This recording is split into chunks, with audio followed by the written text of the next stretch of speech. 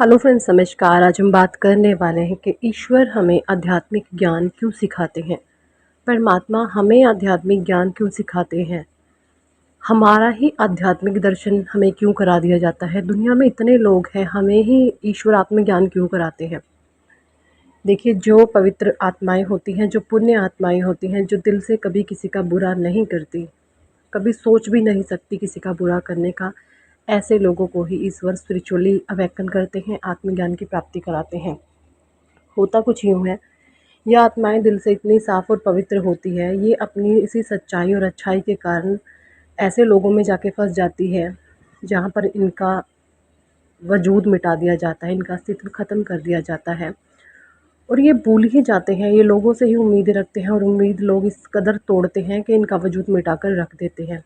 जब कोई सहारा नहीं बचता, फिर परमात्मा हमें आत्मज्ञान की प्राप्ति कराते हैं। फिर हम ये समझते हैं कि मैं कौन हूँ, फिर हमें अपनी शक्तियों का एहसास होता है कि हम ईश्वर का अंश हैं, हम परमात्मा का अंश हैं। जब हमें अपनी अपनी आत्मशक्तियों की प्राप्ति हो जाती है, जब हमें आत्मज्ञान के बारे में पता चल जाता है कि संसार में कोई किसी का नहीं है, सब मतलब की माया है, सब मतलब के लोग हैं, सिर्फ़ और सिर्फ आप और परमात्मा, दूसरा और कोई नहीं।